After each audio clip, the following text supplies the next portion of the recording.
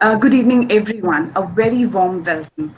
I, Dr. Neha Bakshi, faculty, Lady Irwin College, welcome you all on behalf of the organizing committee for this webinar, Dr. Pooja Raizada and Dr. Anjani Bakshi, to today's webinar on nutrition management of COVID-19 patients at multi-stage of disease, hosted by Department of Food and Nutrition, Lady Irwin College. I request all the participants to kindly mute yourself and switch off their cameras for the effective delivery of the webinar. By the end of this webinar, we'll be sending you a link, a feedback form link. Request you all to fill in it and please fill your names correctly as it will reflect on the certificates that will be provided to you on your mail. Now, I request Dr. Pooja Raizada, Assistant Professor, Department of Food and Nutrition, Lady Irwin College, a medical doctor by education and academician by profession, with a keen interest in preventive aspect of health and disease, to present a concept note and introduce our speaker for today. Dr. Pooja Raizada.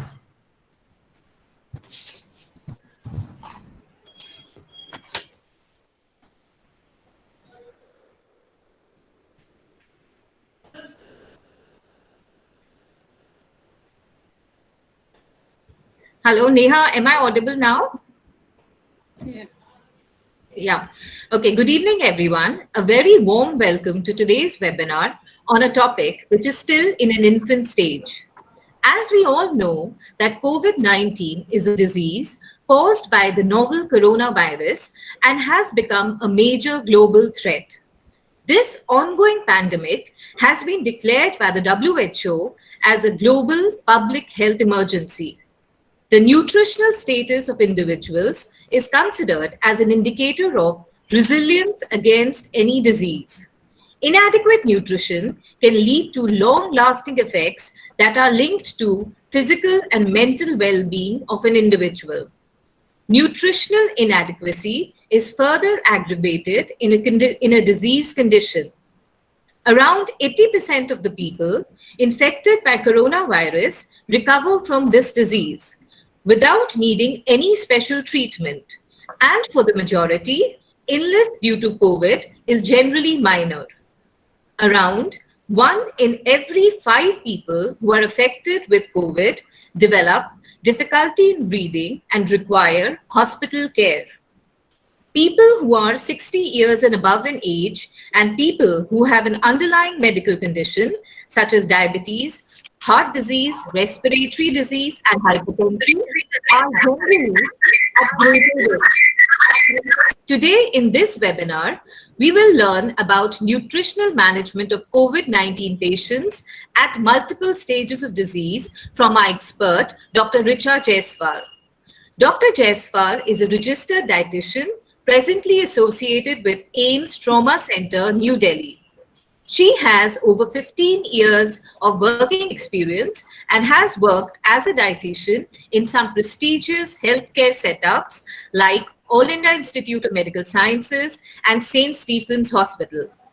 Dr. Jaiswal has authored 2 chapters on cancer and nutrition and surgical nutrition. She has also developed booklets for the patients on obesity, nutritional surveillance after bariatric surgery, and enteral nutrition for home care. Dr. Jaiswal has developed a low-cost product for AIIMS Enhanced Recovery After Surgery Protocol. Dr. Richa has publications both nationally and internationally in areas of cancer nutrition, surgical nutrition, abdominal trauma, bariatric surgery, and ERAS. Dr. Jaiswal is also the co-convener of Indian Dietetic Association Delhi chapter for the year 2019 to 2022. We are all privileged to have Dr. Jaiswal with us today, enriching our knowledge with her vast experience and expertise. Now I invite Richa ma'am to deliver her talk. Yeah, good evening, everyone. Am I audible? Yeah, you are audible, ma'am. Yeah, good evening, everyone. I would like, Neha, can you help me to share the screen? While Neha is sharing Yes, the ma'am. screen, I must want to congratulate the young faculty at Lady Irwin College and the director. And to name a few, I say that Anjani, Neha, and Pooja, they all took up a topic which is very, very important in current scenario. And I congratulate the young faculty for understanding the importance of seeing the change in the medical fraternity, and thinking of giving the exposure to the important topic to their students. So to start with, Neha, next,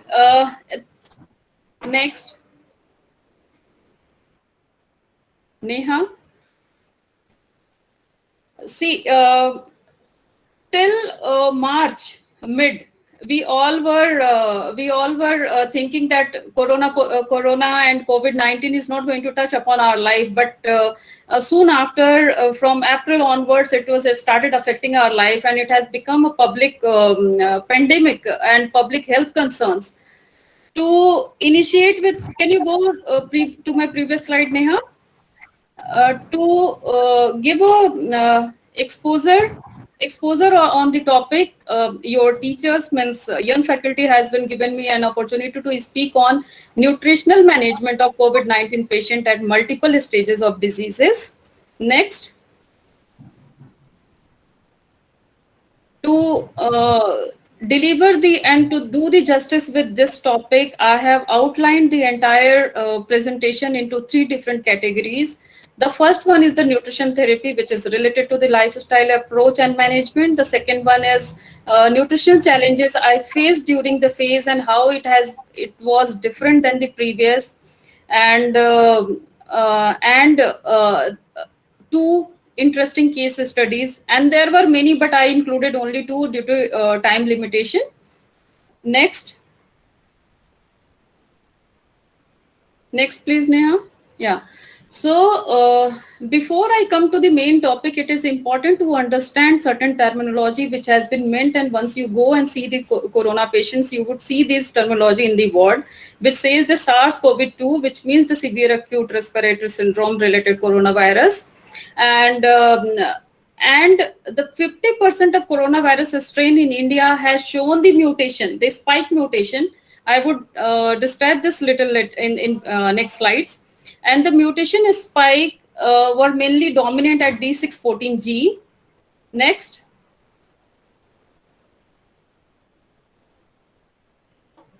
Next, please, Neha.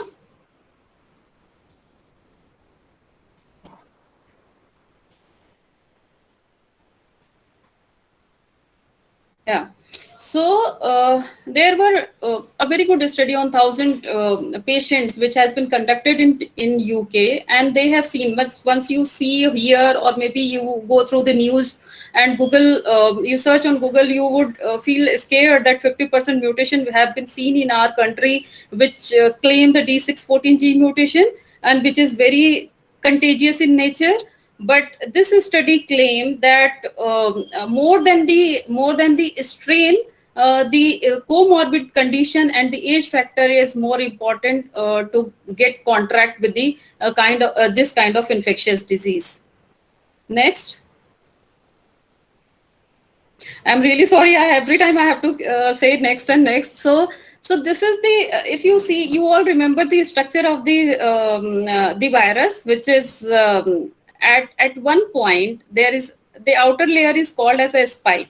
So at one point, a tiny point where there has been the mutation has been seen, and what this mutation has been happened, the 614 D aspartic acid has been converted to glycine, and this made three chain of amino acid changed, and which is very contagious in comparison to the other kind of mutation which happened in the western country, and certain western countries are also affected by these kind of mutation.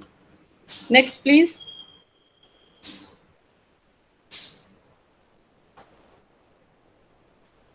So who all should go for the investigation? We all know whosoever has symptomatic sign, they should go for the investigation. In addition to that, whosoever come in contact with the people who are at high risk or they are symptomatic, they should also go for the investigation at different time point. Earlier, the time point was different for the to consider it that patient is not patient is corona negative. Now the government has changed the time duration, and it has been declared as on day 5th and day 14 the person should go for the investigation. Next, please.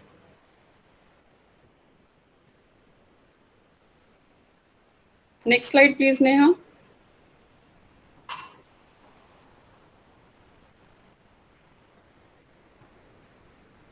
Before you plan a diet for the COVID patient, it is important to understand the category of the COVID patient. The first one, simple way of categorizing this is like you can say it is a mild case, moderate case, or severe case. The severe illness includes the severe pneumonia, ARDS, sepsis, and septic shock. And urgent ICU admission is required. It is very, very important to understand the correct stage of the patient to give the accurate intervention and avoid the loss of life. Next.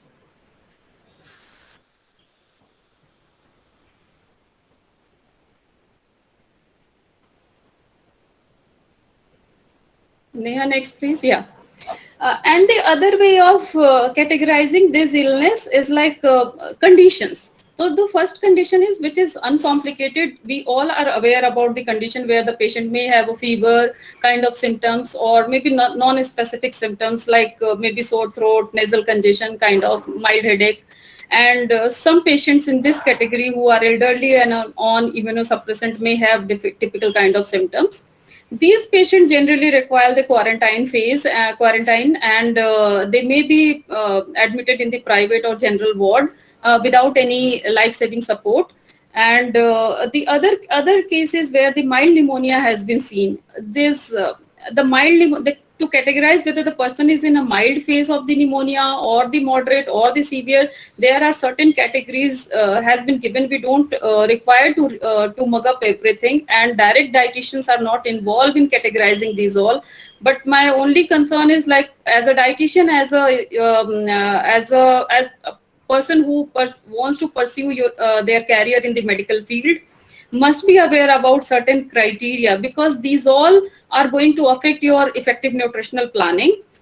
To categorize the specific pneumonia stages, there are different criteria for the adult and for the pediatric patients. And then again, in pediatric also, there is a different range, which is mainly dependent on the number of breaths per minute and the oxygen saturation level. Next, please. Neha.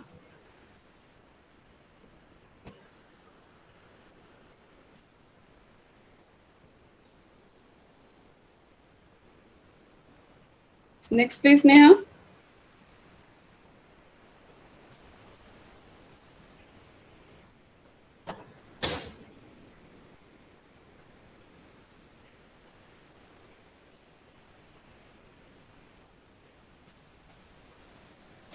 Yeah, and then there are certain criteria for severe pneumonia and acute respiratory syndrome, which can where the series of radio imaging is required in terms of CT, radiography, ultrasounds of lung. These are the things which is required, and you should be aware about these all to plan feed or diet for the patient. And this understanding of this condition gives you the idea that how aggressive you need to be to plan or titrate the fluid modification for the patient.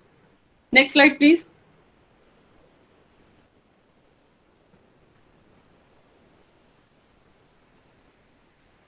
In severe ARDS condition, there are certain patients, they represent with the edema also, and here there is the major challenges come, because here the main aspect is to oxygenate properly to the patient and resuscitate patient for the cardiac failure and fluid overload, where sometimes the fluid feed volume is, or maybe diet fluid in terms of diet, because these patients cannot have this solid food.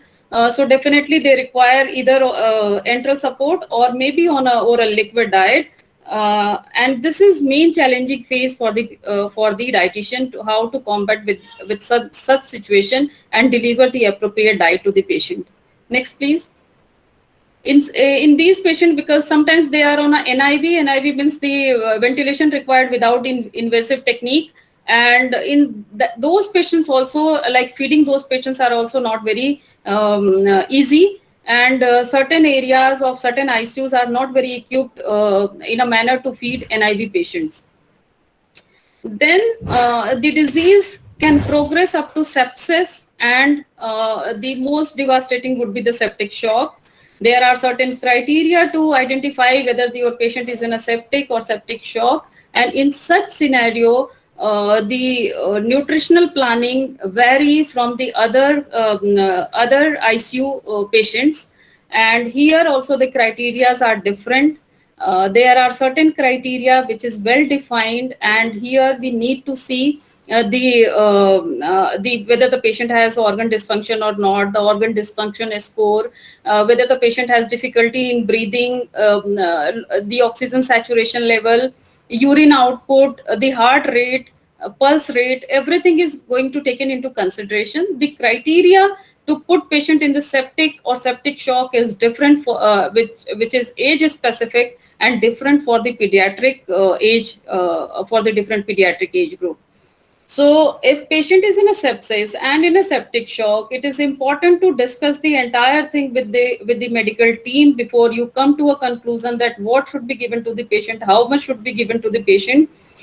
Your role is not limited, but your role to discuss and coordinate with everyone is very, very important to understand the other aspects also, because these patients are on certain kind of medication where the gastroparesis can be expected in as an outcome, and that may affect your planning as well. Next, please.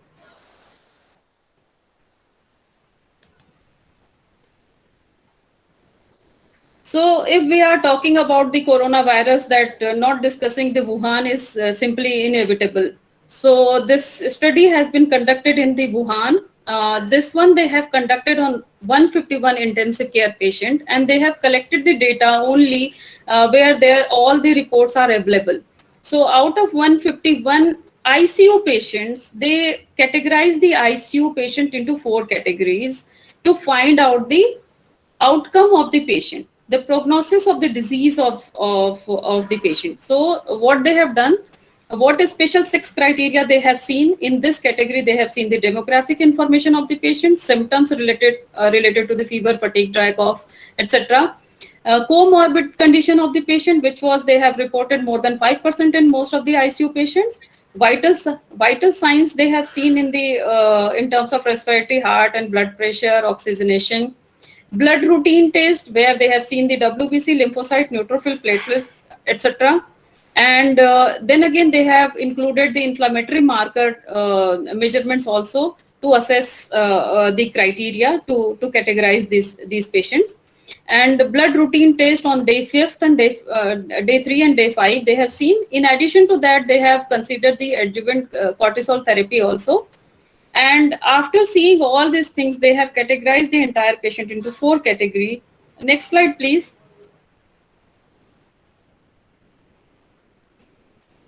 Neha, next slide.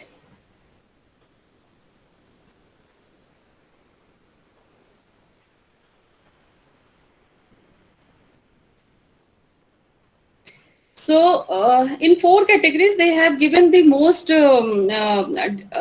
like poor prognosis category as type A. And here in this category, with all the symptoms and comorbidities, including the diabetes and the heart problem, they have seen that there was a severe respiratory failure in this patient. Dramatical change they have seen in the WBC and neutrophil and lymphocyte depletion, and cytokine increase in these patients, and ARDS and multiple organ failure. In type B, the poor prognosis, and mainly in the elderly patient, the poor respiratory function was there, and in addition to that, diarrhea and anorexia has been documented. And in addition to that, here also the cytokine level were high, and these patients are at risk of developing ARDS and multiple organ failure. Next slide, please.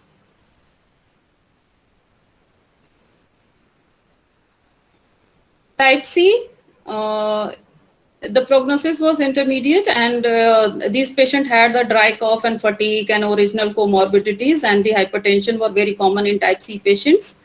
The respiratory condition was almost normal, and most laboratory reports were either normal or moderately elevated.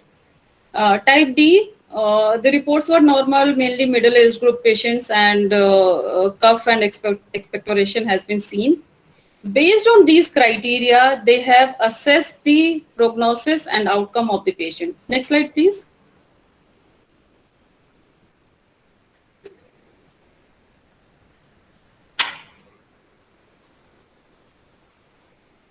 And if you can see the first slide where they have shown into the graph, why they have did this investigation. This investigation have given them an idea that where they should give more, which patient require their focus more, and which patient require their focus less. Why I'm discussing this point over here, because many of you might not be seen the ICU setup, especially in the COVID condition. So in COVID condition, what has happened to reduce down the transmission of virus to the medical fraternity, the number of staff in each shift is less. So where they need to give more attention, it is very, very important to identify that which patient require the more attention of the medical team. So based on these criteria, this helps the patient medical team to see where their presence is required, and that may directly affect the outcome of the patient. So they say that if you can see the first graph that shows that A category, the type A category, was the prognosis was almost 0 to 10%. In type B, it was less. Hello, am I audible? Ashwaya, could you please switch off your mic? And in type, am I audible, Neha? Yes, ma'am. Yes, Richa, ma'am. Go on, please. Okay. So in type B category, the prognosis of the disease were also poor, and the outcome from the disease was almost somewhere between 30 to 35%.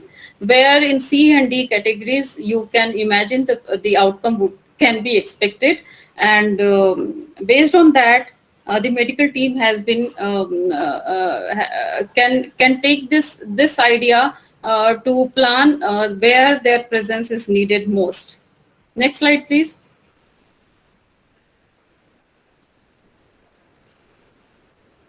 So early supportive therapy is important.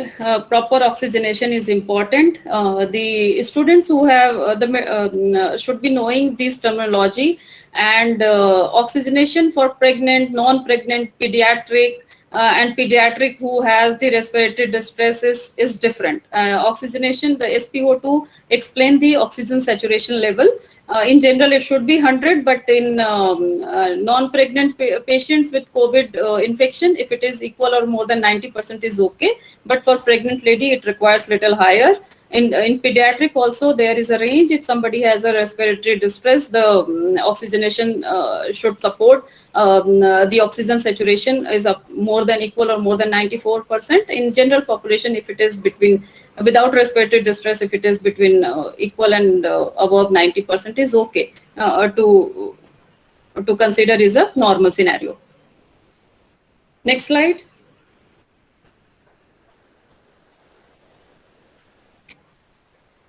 Early supportive therapy require the conservative fluid management in serious conditions, and that may aggressive fluid management can can worsen the oxygenation condition. So it is important to plan and be a part of team to plan accordingly. You need to keep an eye on the IV supplementation has been planned for the patient, the rate has been decided for the patient, and what left for the enteral feeding, and based on that, the planning should be done. Next, please.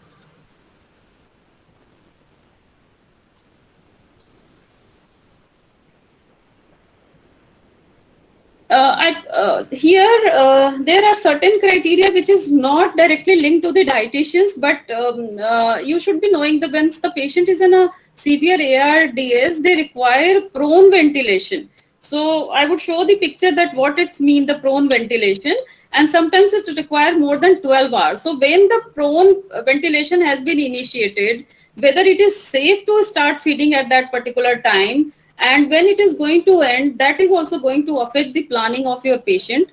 And conservative fluid management is important in ARDS patient without affecting the hypoperfusion of the tissue. Next slide, please.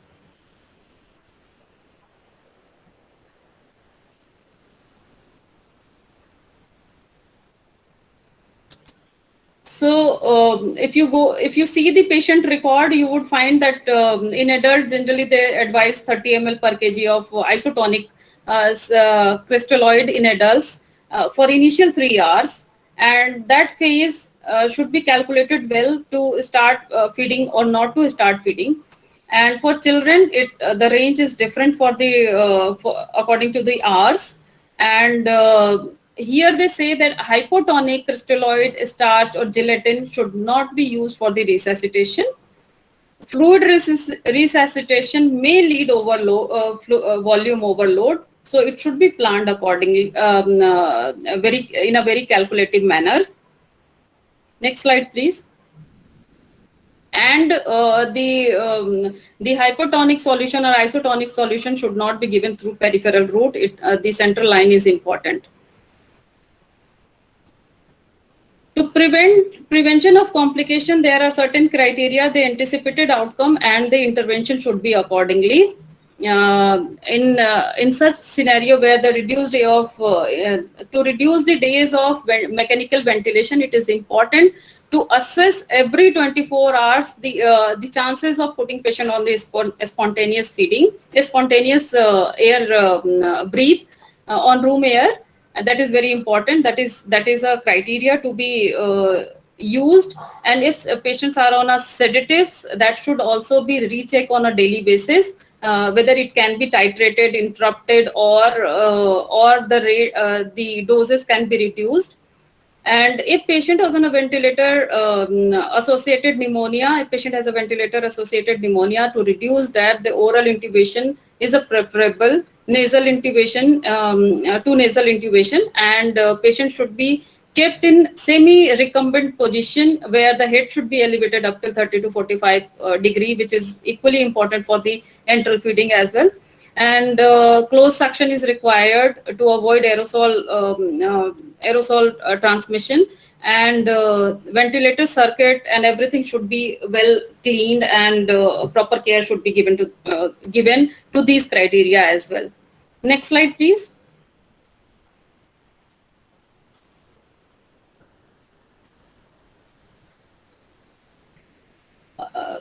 No, the previous one.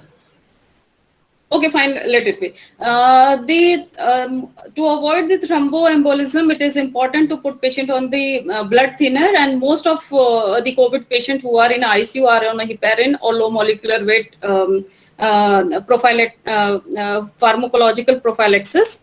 And this is important to avoid thromboembolism. And the other thing is the patient should be, checklist should be used to see the aerial time, observe as reminder to each step needed to sterile insertion, and as a daily reminder to remove catheter in no longer if no longer needed. In most of the hospital, the infection control team is there to take care of all these. In case if infection control team is not well in place, it is important to see the catheter sterilization practices in your ICU, because that is going to affect if your patient is in your on PN, and if the process is not followed, that may choke the catheter, and that increase the infection in the patient, and that can affect the nutritional management also. Next slide, please.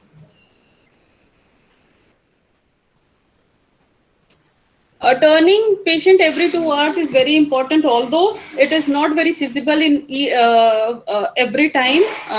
That's all require a manual turning of the patient. So manpower is equally important, and where in such scenario like COVID, the manpower in each shift is less in comparison to the previous, where the patient and nurse ratio was 1:1, and now the ratio has changed from 1:4, 1:6. So it's not, if not too early, at least 4 to 6 hourly it should be done. And why it is required? Because to avoid the bed sore or pressure ulcer. And this is one criteria which I personally feel that every nutritionist must be looking in this, because once the bed sore is developed, irrespective of the BMI of the patient or irrespective of the muscle mass of the patient, the bed sore it is really difficult to bring back patient to the normal level from bed sore. So this is one thing which need to be checked whenever you go and visit your ICU or see the document of the ICU. The initiation of enteral nutrition is nowhere different. Please go to the nowhere different than the normal critically ill patients. They say that 24 to 48 hours is sufficient to start at the enteral feeding as early as possible. And this has been taken very seriously by all the intensive care doctors, and they initiate in time. Most of the patients are on a histamine or maybe proton pump if there is a gastric bleeding observed, or maybe. So if you see these kind of medicine in the patient register, then or patient document, you can make it out that patient might have gone through the GI bleeding, and all of a sudden you require to stop the feeding or maybe reduce down the feeding rate.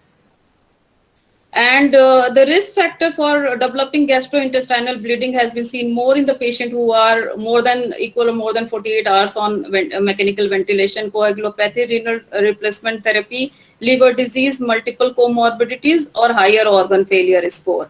And if, believe me, if you go to ICU, I look after the COVID ICUs, and which is 3-4 ICUs I have, and almost all patient has all kind of symptoms, or maybe 2-3 kind of these symptoms. So definitely they are at risk of developing malnutrition, and it is very, very challenging and difficult to feed appropriately to such patients. Next slide, please.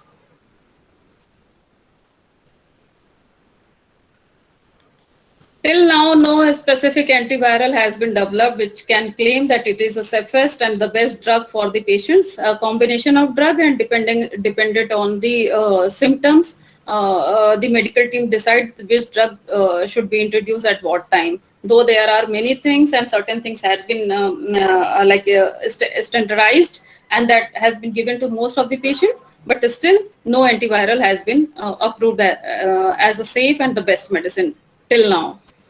So to reduce ICU related weakness, if patient is out and in the rehabilitation area, then definitely the active mobilization of the patient is important, and patient must be encouraged for the exercise. Next slide, please.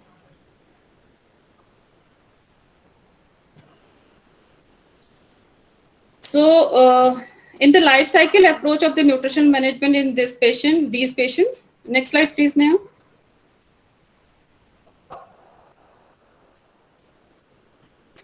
So before planning these all things, the risk group should be identified. And if you see the list of the risk group, you can make it out that almost everyone is equally at risk in the risk group.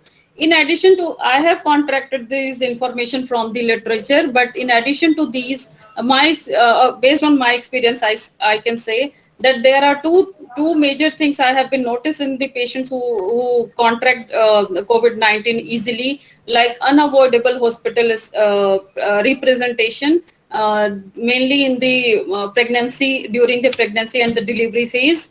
Immediate after delivery, I am receiving many patients in my ward, and unavoidable multiple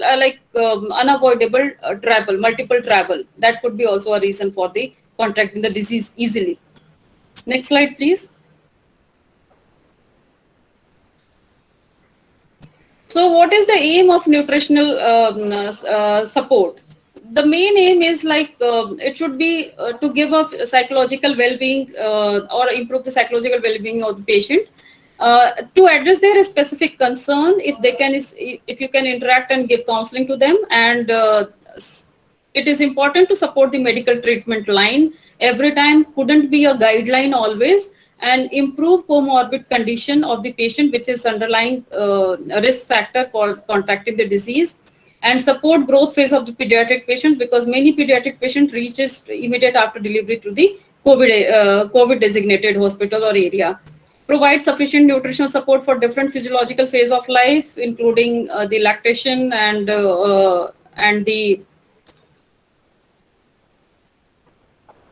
reduce the hospital stay. Next slide.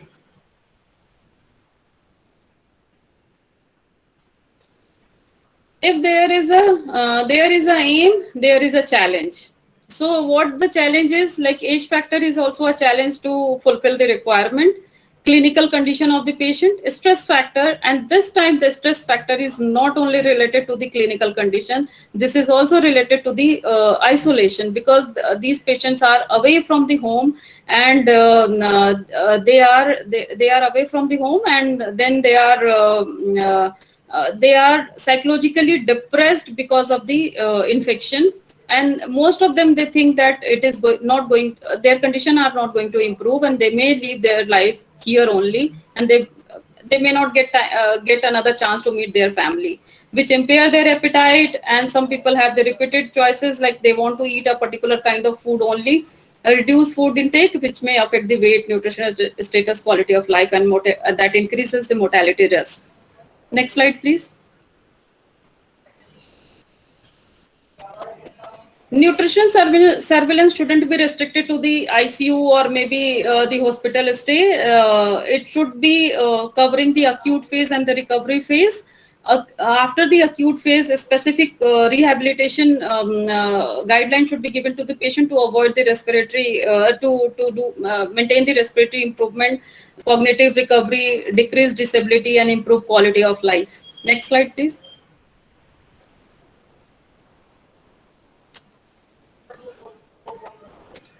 If you see the guideline which has been given by the ESPEN and ESPEN, which is not different than the critical care requirement of the critically ill patients. And here they say that for enteral, we should take into consideration 27 to 30 kilocalorie per kg per day. And for parenteral, it should be lesser than the energy expenditure, 70% lesser than the energy expenditure in initial phase of life, initial phase of the admission, and then slowly it should be built up to the 80 to 100% after day 3. And they are very, very specific about the day-wise progression of these things. The protein requirement, they say, it should start with the 1 gram per kg per day, and it can go up till 1.3 or maybe beyond, depending on the patient clinical condition. Next slide, please. Hospital related malnutrition is not unknown, and this study has been done in 2006, and since I have picked up this study because it has been done on good number of patients, and even in normal scenario, it has been shown that the elderly are more prone for developing malnutrition in hospital stay. So you can imagine in a COVID condition how difficult it is for the elderly patients to maintain their nutritional status, and how challenging it is for the nutritionists to provide appropriate diet in real time, and encourage them to have everything according to their requirement, and get rid of the malnutrition. Next slide, please.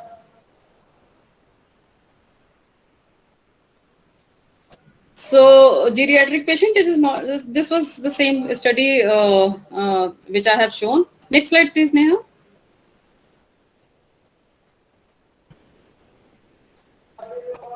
Every time once we speak about the ICU patient, we mainly focus on the calorie, on the protein content. But this one is the study which claim that compliance of provided to prescribed calorie does matter. And they have seen the association with the dose associated association and outcome of the patient. They have seen for the 6 months, and these patients were on a ventilation more than 8 days in ICU. So what they have seen that the patient who have been taking more than 80% of target calorie, when I mentioned the target calories, so for day 1 and day 20, the target calorie requirement of the patient is different. So if it is more than 80% of target calorie has been achieved by the patient, the outcome for the 6 months is like higher in comparison to the patients who had in the range of 50 to less than 80% or maybe below. Next slide, please.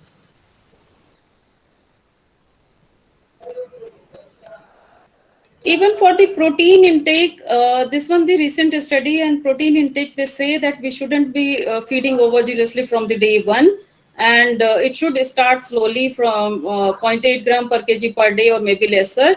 And from day 1 or 2, it can go up to 0.8 to 1.2 kg per day. And from day 3 or 5, it can be progressed depending on the patient acceptance and the requirement. This study also claimed that overall higher or overall lower protein intake, protein delivery is not going to improve the survival rate of the patient. Next. So the entire patient can be categorized into two categories, and the same has been explained in the next slide, so I won't go in detail here. Next slide, please, Neha.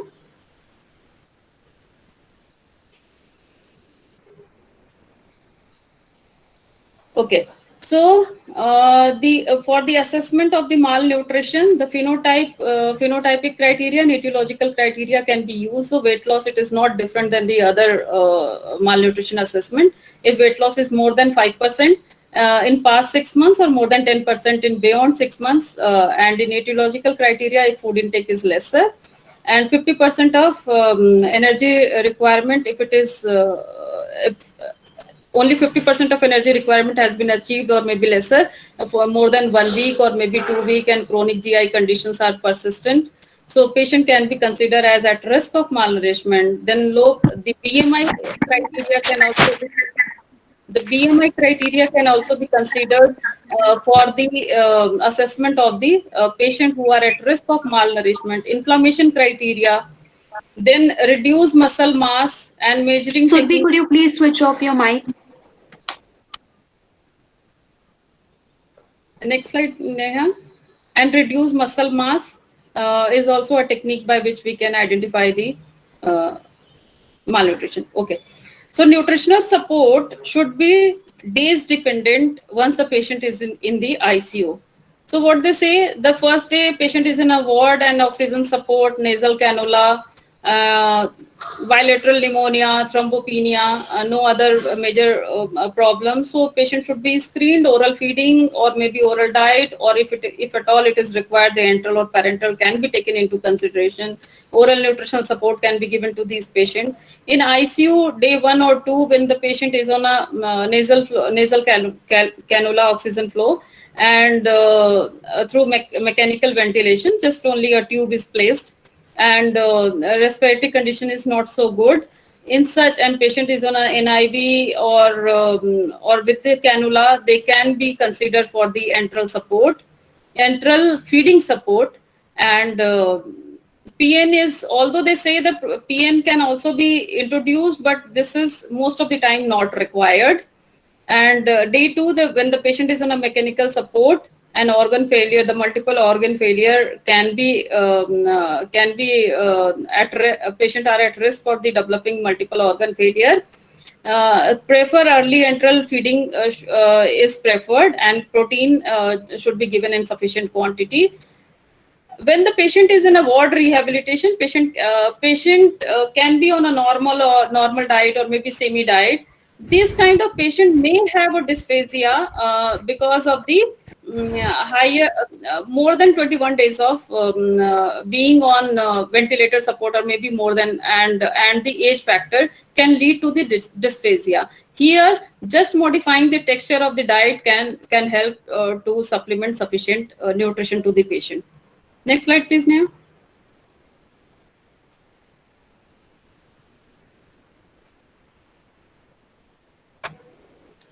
So generally, we say that to assess the nutritional status of the patient, the albumin never ever been the criteria to keep into consideration.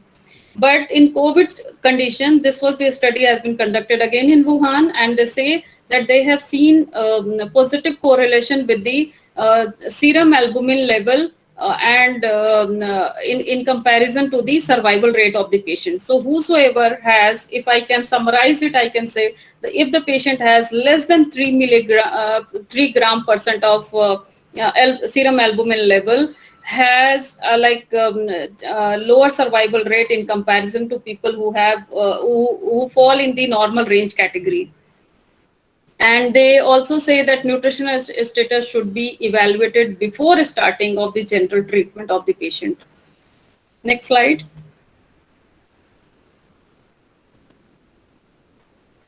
So SPEN has given certain guidelines for SARS-CoV-2.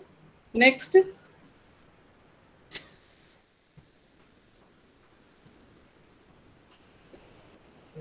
To screen the patient, these are the two criteria for the hospitalized patient and for the community patient. Must can be used for the community patient, and NRS 2002 has been given by the guideline has been given by the SPEN.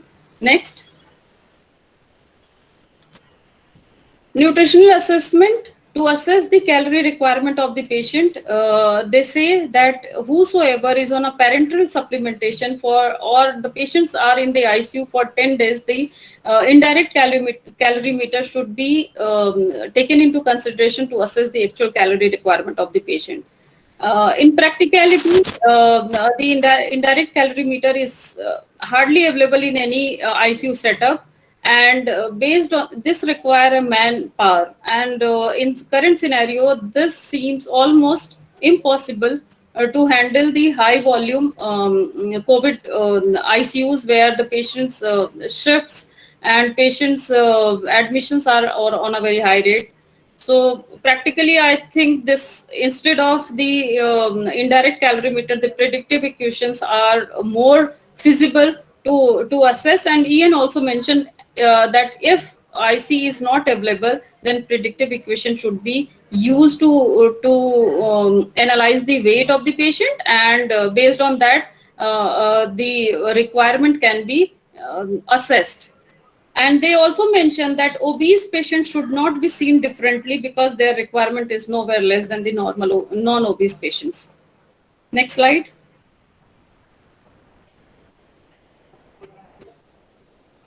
So this I have already explained, that what is the protein requirement and calorie requirement, and it should be days wise phased. Only here I would mention the ratio of the fat and the carbohydrate.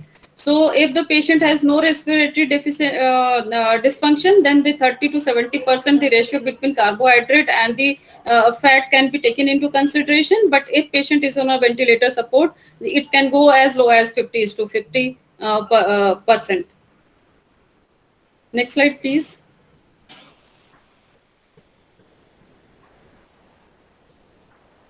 So vitamins and mineral supplementation, this is not inevitable, and SPEN also says that the allowances should be fulfilled on a daily basis, and it has a positive impact if patient has been given in addition to the vitamins and mineral supplementation, omega-3, polyunsaturated fatty acids, selenium, zinc, iron, it has beneficial impact in the outcome of the COVID-19 patients.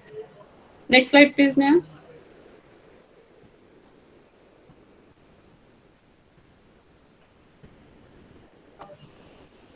Next. Okay. And ONS, most of the patients, they require the oral nutrition support in addition to the normal diet. And by definition, it means it should able to provide 400 calorie and 30 gram of protein through oral through ONS, and the rest could be a normal diet. Next slide, please.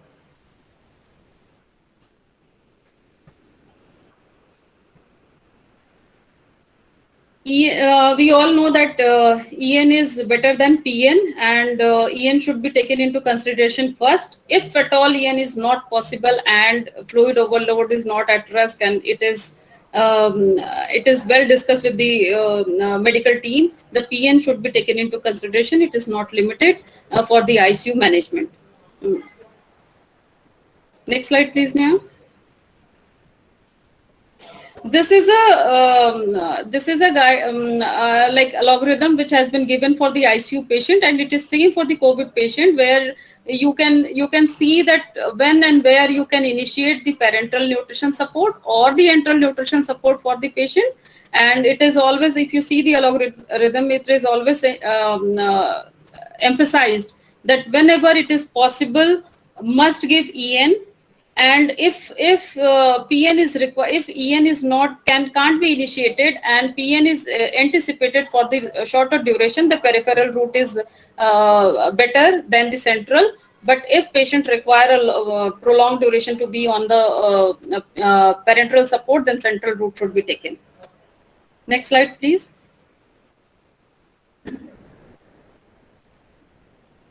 So medical nutrition therapy in non-intubated ICU patient, it should be assessed, counseling, discussion with the patient. Patient attendant can help you to identify what is required and how you can plan diet for the patient. Next, please.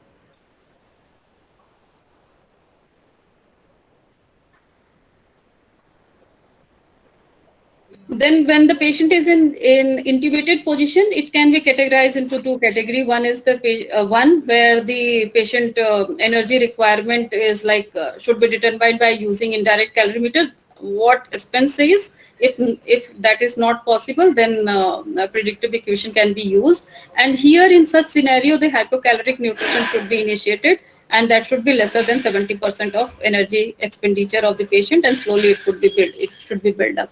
Next. In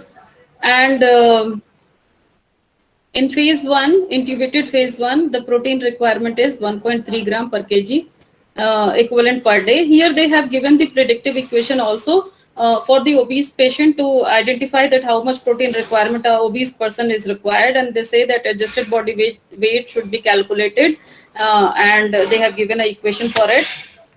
And that should be multiplied with 1.3 gram per kg. Next slide, please. Then there is an intubated ICU phase 2. Here, in addition to assessing the EN, PN, and watt and volume, there are certain other parameters should also be taken into consideration. Next slide, please, Neha.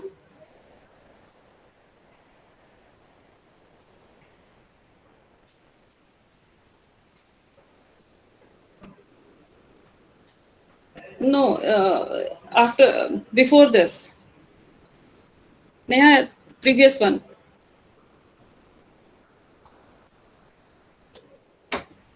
Okay. The precaution during the early stabilization period should be taken into consideration if patient is on a vasopressor, or maybe patient is like partially on a sedative and paralyzed. The EN is contraindicated in some such scenario, and it can be stopped for a while, or maybe slow rate feeding can be initiated by 10 ml or 30 ml per hour. Next slide, please.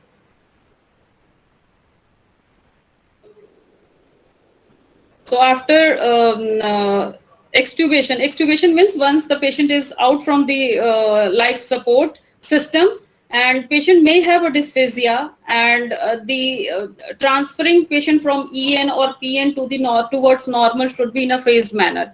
It shouldn't be drastic. It should take place gradually. And once the patient intake is more than 50% of the calculated requirement, then only the EN and PN support should be stopped, and patient can be considered for the oral supplementation and oral diet. Next, please. Physical activity guideline is nowhere different than the normal people, because the patient is in a rehabilitation phase, and they should follow the same protocol as the normal population should. Next slide, please.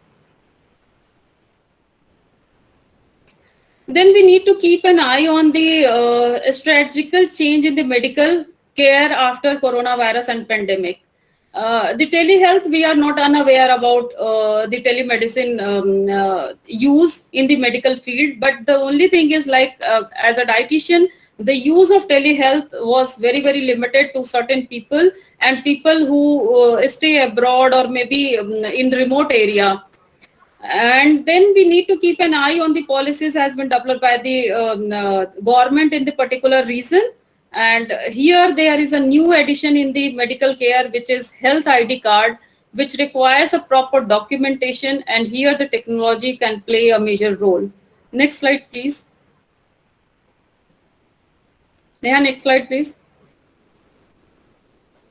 So what challenges I have came across while dealing with these patients? Science, most of the ICU dietitians and the dietitians who are in a multi-specialties, they know.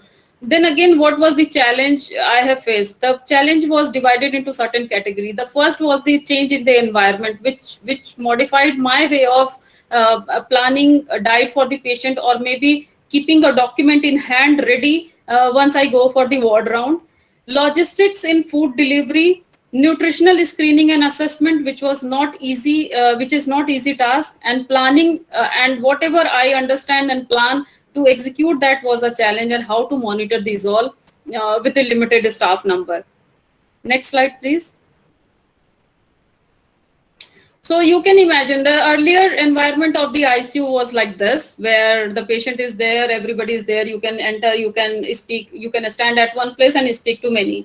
Here the situation is different. What you wear and after wearing all this, whatever you say, even if you bend down to this level, most of the time even patient won't be able to hear you. You may literally shout sometime to make your content to be heard by the patient and understood by the patient.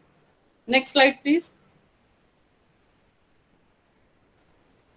So the change in environment has been started with the euphoria. Like I always wanted to go to NASA, and then I felt like that I am going to some planet. But then again, it has become a reality and major changes are required. You can see here, this is me, and with the zero visibility, I can't see anything. And with this, I have to read the file of the patient. So you can understand, but slowly with time, I have graduated further, and I learned how to see and how to modify and how to understand what first, if I read the first word, then what it could be written by the doctor in the file. Next slide, please. Then there were certain challenges, logistic challenges, like delivering things to the patient. Here, the population was heterogeneous. Like I have a pediatric patient, I have a pregnant lady, I have a well-built patient who were like doing exercise and so many things. Their requirements are different. Sending diet to the patient, and then again the temperature of the food. Then then the government bought the notice that biodegradable material should be used. Then the change in the taste perception of the patient, the swallowing difficulty. These all things made to modify multiple things in our planning, and whatever the effort has been put by my unit. Is the real remuneration is always when the patient give a thanks note and say that they haven't missed their home here because of the good diet. Next slide, please, Neha.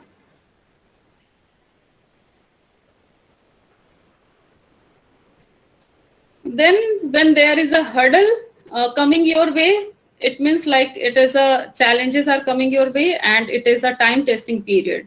So these new challenges made us modify many things, and like we realized that certain documentation and taking help from the technology is very, very important. So now we use 3 different software. The one software which is called EWD, you can see in the first column where the bed is visible. So this software give us information about the patient name, age, gender, contact number, admission date with time, admission number, bed occupancy. The second software, which is called eHospital, from here we get all investigations and reports of the patient. And the third one is third software, which is CPRS, and this software has been used for the documentation. Based on all information, I plan diet, our unit plan diet for the patient, which has been given to the trolley and food bearer to deliver right diet to the patient.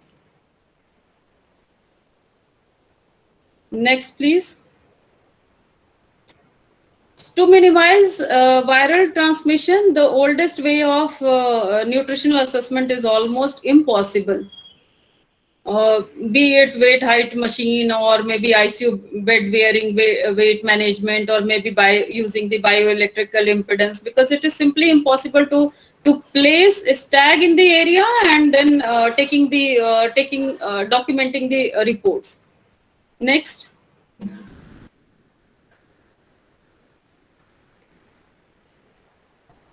So the best way left is like patient relatives interview, because most of the why I mentioned here patient relative interview is like most of the time patients, they can't speak correctly, so they have a difficulty in breathing, so they can't hear you, register your words, and then it is difficult for them to get off mask and speak to you. So this challenges is like limit your nutritional assessment criteria, and here the interacting with the relatives and getting the information about their previous day diet, how much they have eaten, the semi-quantified method if you can use, and whether they have eaten in last 7 to 10 days or not, that can help you to understand how much the patient fall in the towards the malnourishment, at risk of malnourishment. And the etiological criteria of malnourished diagnosis, the COVID-19, the GLIM recommendation says that COVID-19 patients, the acute disease is associated with acute inflammation. Hypoalbuminemia is also associated with worsen the prognosis of COVID-19. Next.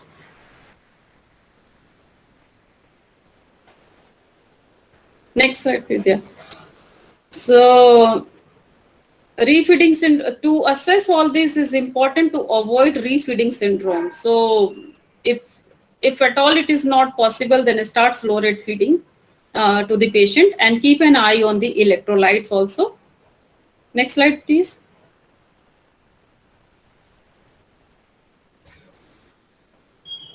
Neha, next slide.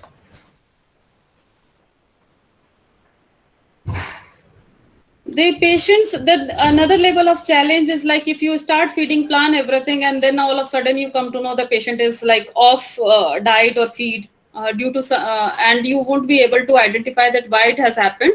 So if the patient is on a propofol infusion syndrome, the patient has like this is a sedative drugs and it has immunosuppressive effect. And in such situation, the triglyceride level may be very high. So if your patient is on a PN, then PN may be required to stop, or maybe only carbohydrate and protein can be given to the patient. So these all factors, though it looks like it is a doctor's zone to look into, but it is directly going to impact your patient's nutritional delivery, appropriate nutrition delivery to your patient. So you need to understand these all factors. And this is also this guideline have also given by the ESPEN that omega-6 fatty acid is not recommended in larger quantity to ICU COVID patients. Next slide, please.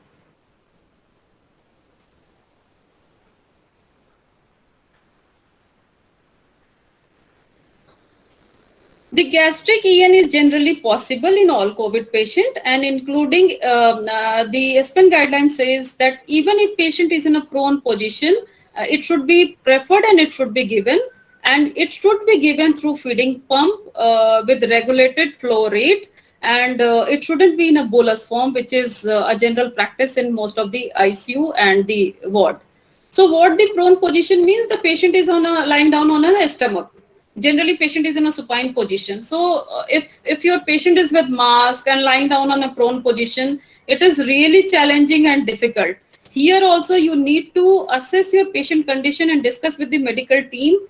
Sometimes the patient requiring the prone position only for an hour, So even if patient is in a prone, I have seen in the ICU the patient can eat the normal diet. Even if the patient in a prone position, you can start enteral feed. But in certain patients, it is really challenging and difficult, and it should be stopped for a while. If you anticipate the patient can initiate the oral intake or maybe enteral feed can be initiated within a day or so, patient can be kept NPO, there is no harm. But then again, if patient is at risk of malnourishment or malnourished, the parental nutrition would be the safest in certain patients who have severe ARDS and require the prone position for longer duration or days. And prokinetic can be taken into consideration to avoid gastric residual volume. Next slide. Next slide, Neha.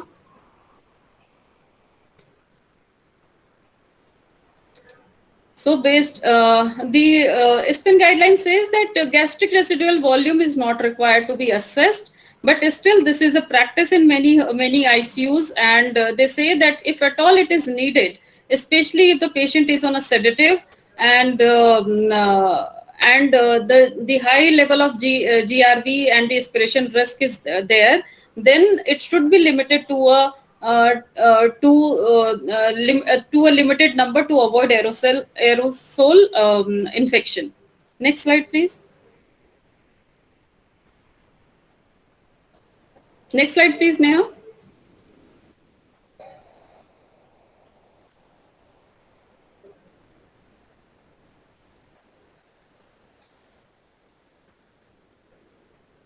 Next slide, please, Neha.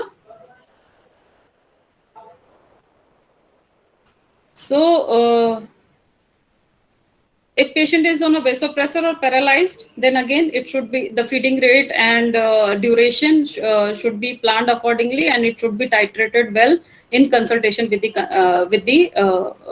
medical team. Next slide.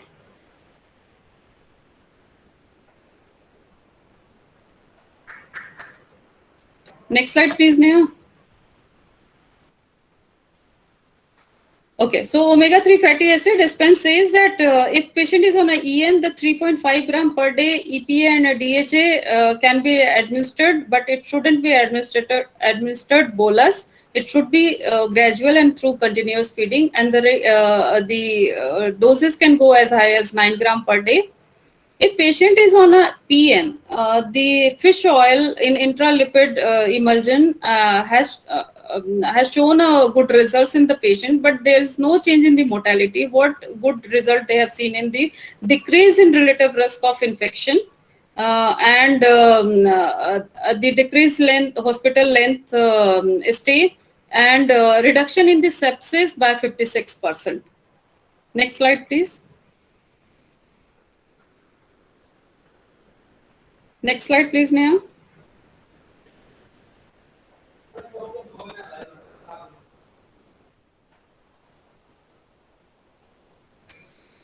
Okay, so now I'm coming to the case because it was also a learning phase for me, and fortunately I have a good team at AIIMS to teach me if at all I stuck somewhere. So Anuja ma'am has helped me, and after talking to her, like it was almost a fearless approach for me to plan diet for the patient, for this patient. This was just a 14 days old child, and he was suffering from hyperinsulinemia, hypoglycemia, and COVID positive. The hospital course was required, and patient shifted to the trauma center ICU, and the ventilator support needed for a week. Initially, the patient has been on a IV DNS supplementation as per the protocol given for such patients, and mother milk continued for 2 days. The patient was on RT feeding. The blood parameters were, all the blood parameters were normal except the deranged blood sugar. And day 2 of admission, it was decided to start formula feed. After 2 days of the admission, it was decided the formula feed supplementation is required along with the IV supplementation. Later, I come to know that mother milk was unavailable and hypoglycemia still continued. Then I discussed with Anuja ma'am and the pediatrician, and then we come to a conclusion that adding of raw cornstarch in formula feed may help the patient. And the literature says, although it is a old literature, but it has given a dose for a particular neonate. And they say that 0.25 to 0.50 gram per kg raw cornstarch has beneficial impact on managing the hypoglycemia in ICU, neonate ICU patients who are suffering from the hyperinsulinemia, hypoglycemia condition.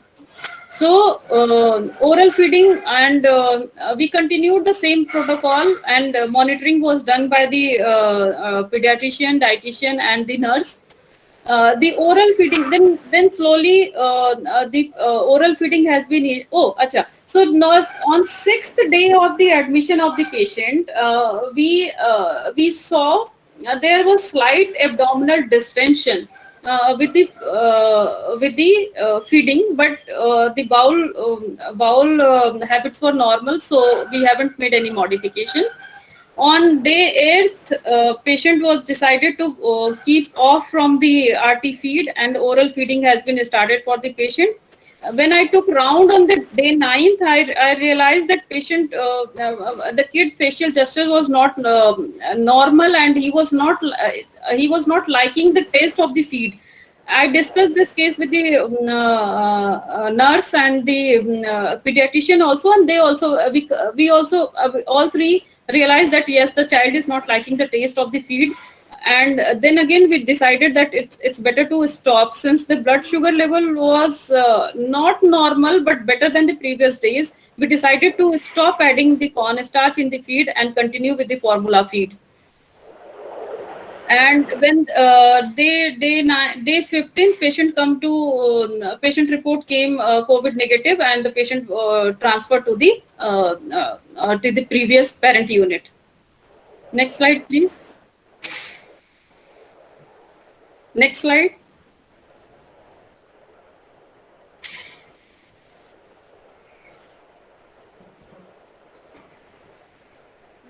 So hyperinsulinemic hypoglycemia can be categorized into three.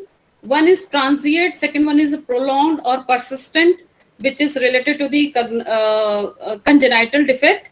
The transient time is mainly seen in the patient who is short to the gestational age, or maybe the mother is diabetic, or maybe mother is on isoimmunization, or mothers like polycythemia has been seen in the mother, and asphyxia.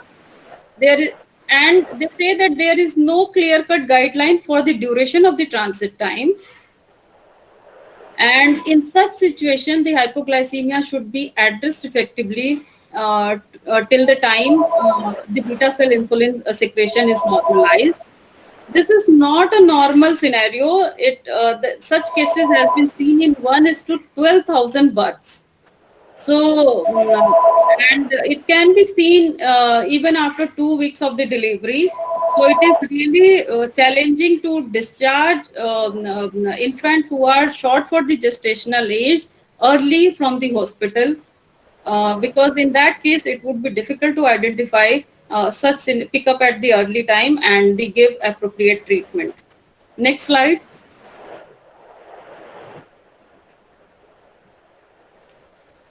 Next slide, Neha.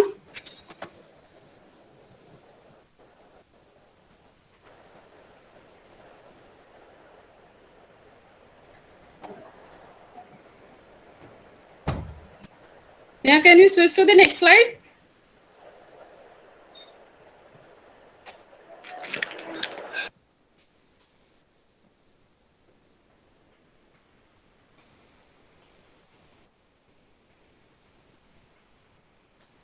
So they say the so there could be a many reason or many genetic reasons for such condition.